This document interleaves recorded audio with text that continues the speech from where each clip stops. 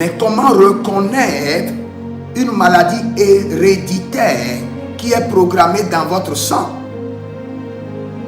Vous devez remarquer que vous voyez certaines familles, le grand-père était diabétique et tensionnaire à la fois. Après être diabétique et tensionnaire, il a des problèmes de dents.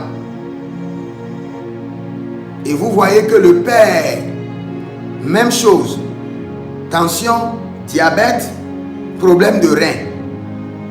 Arrivé à votre tour, vous sentez la même chose.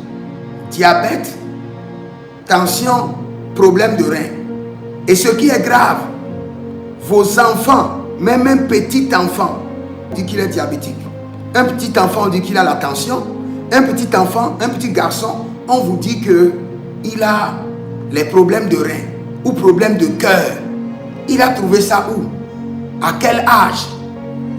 Quand vous voyez cela, sachez en même temps que cette maladie ne peut pas être traitée par le docteur. C'est une maladie de l'aïeux grand-père qui a fait 100 ans avec l'aïeux grand-père, 100 ans avec le grand-père, ça fait 200 ans, qui est transféré toujours dans la lignée, venu au niveau du père, 300 ans, et descendu au niveau de l'enfant, 400 ans. Aucun docteur ne pourra traiter cette maladie. Parce que c'est une maladie qui a colonisé le sang de votre lignée familiale. Et ce qui est bizarre, ces gens de maladie, même s'il y a des gens qui travaillent avec vous, qui sont auprès de vous, qui ne prient pas bien, parce que la maladie est héréditaire et elle est soutenue par un esprit héréditaire, ceux qui sont autour de vous peuvent prendre la maladie.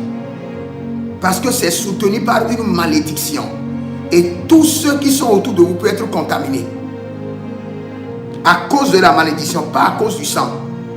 Parce que toute maladie héréditaire a un back-end, c'est-à-dire derrière la scène, a un mouvement derrière la scène qui est sponsorisé par quoi? Par la malédiction. Donc quand vous remarquez que dans votre vie, votre grand-père, problème de cœur, problème de cœur, problème de cœur, et c'est ce qui l'a tué. Attention, c'est programmé dans votre sang. Votre père, problème de cœur, problème de cœur, problème de cœur, c'est ce qui l'a tué. Vous-même, à 30 ans déjà, vous n'avez pas 80 ans, à 30 ans déjà, très tôt, vous remarquez les mêmes symptômes. Mon frère, ma soeur, ne crois pas que le docteur ne pourra pas te soigner. Avant que le docteur ne te soigne, on doit d'abord traiter ton sang. Sinon, le docteur va juste calmer la maladie. Et la maladie viendra te surprendre. Parce que c'est une programmation dans ta lignée familiale. C'est le sang qui est le conducteur de cette maladie. Le vrai conducteur, le vrai auteur de cette maladie, c'est ton sang. Le docteur ne pourra pas. Vous allez voir dans certaines familles une infection qui défie tous les médicaments. Au point qu'il y a des choses qui sortent sur les pieds, des choses qui sortent dans le visage, au dos, sur le ventre, dans les parties intimes. Et quel qu'en soit le traitement, la grand-mère avait ça, la maman a ça, et toi-même tu répètes la même chose. Ma soeur, lève-toi. Aie pitié de tes enfants parce que la même chose risque de se répéter. Aujourd'hui, nous voyons des jeunes, des enfants qui portent des lunettes. À 15 ans, à 12 ans déjà, ces deux yeux sont partis. On lui a déjà changé plusieurs verres. Pourquoi?